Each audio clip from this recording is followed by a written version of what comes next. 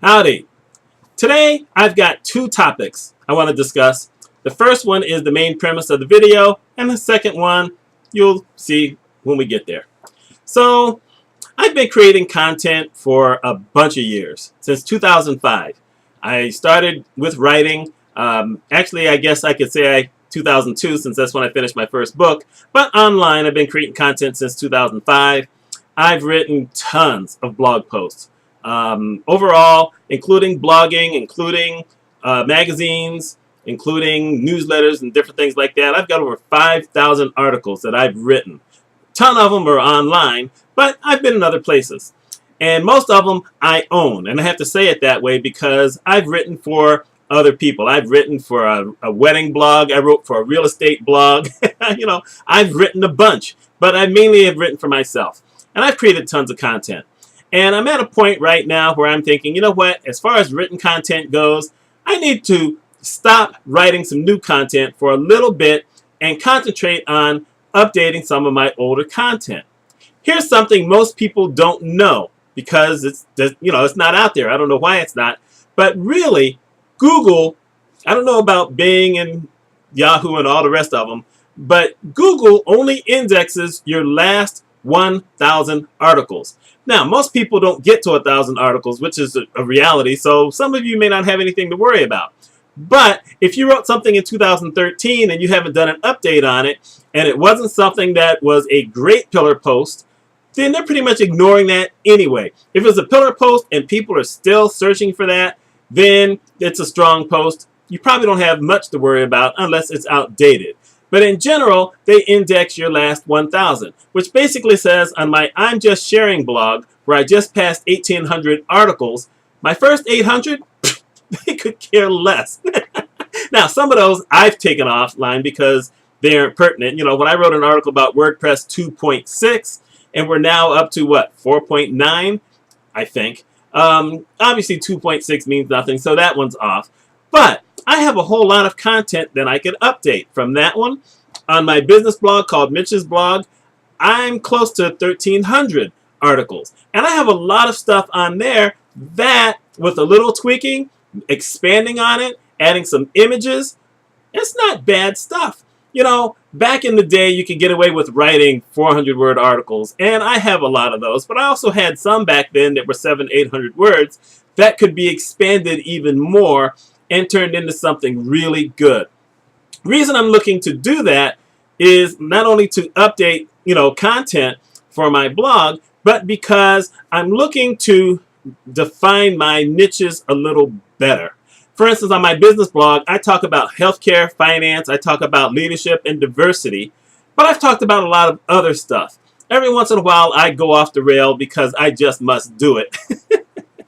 But I should keep some of that focus on the other things. So it helps me to go back and look at some of that content to, update it, refresh it, add to it, make it brand new again. And I can do that on both of my blogs. Matter of fact, I'm going to do it on my finance blog as well. I started that in 2009.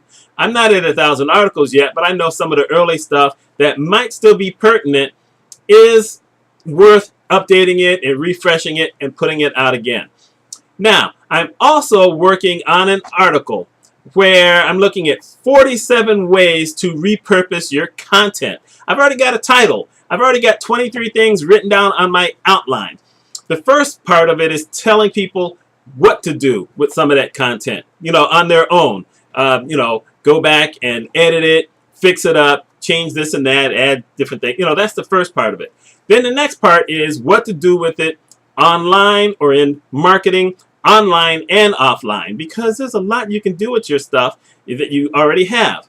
And so I'm working on that. That's probably the only new thing I'm going to probably do for the next 3 weeks. As far as written content goes, because I'd really like to finish that, and I have a feeling it's going to be kind of long, so I want to do it justice.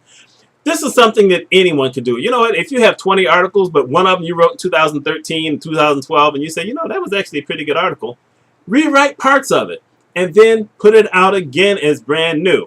And like I said, I'm going to write this article that's going to have tips on things you should do, such as redating things, and if there's comments on there that no longer really apply. For instance, on a couple of articles that I have refreshed, I had some articles from comments from people whose links are no longer good. Their websites are totally down. Well, why would I want to leave that on there? So I can delete that comment. And if all the comments came from people whose links aren't there any longer, or if you have an article that you didn't even have any comments, well, one, you can delete all the comments, but then you make sure you rechange the date and it's fresh. That's just a tip I can give you here. So that's something I'm going to do. I think it's something a lot more people should think about doing. A friend of mine just asked me a question about that last week. He had a blog on Blogspot. I think it's called Blogspot or it's called Blogger, whatever it is. And now he has his own standalone blog, his own, domain name, and he's got a standalone. And he's looking to move some of that stuff, and he was wondering how he should do it and what he should do with the content on others. So I told him that. So he got something exclusive that now I get to share with you guys. Now, here's part 2 of this video. One of the things I'd like to do is be able to produce content that is going to answer questions for you guys. I can keep coming up with ideas. I mean, I've been doing it forever. But no one ever seems to ask any questions. Now, I'm not necessarily looking for questions in the comments, although if you want to, you can do that. I think it's probably best if you write me on Twitter. Just ask me a content. My Twitter handle is Mitch_M. That's pretty easy. Or look at some of the links down below. Go to one of those websites. Go into my About page. I have an email address on any of those. And ask me. Now, on this channel, I'm looking for things that, this is pretty much open to almost anything. But in general, I write a lot about blogging. I have my comments on social media and social media marketing. I have my stuff on writing.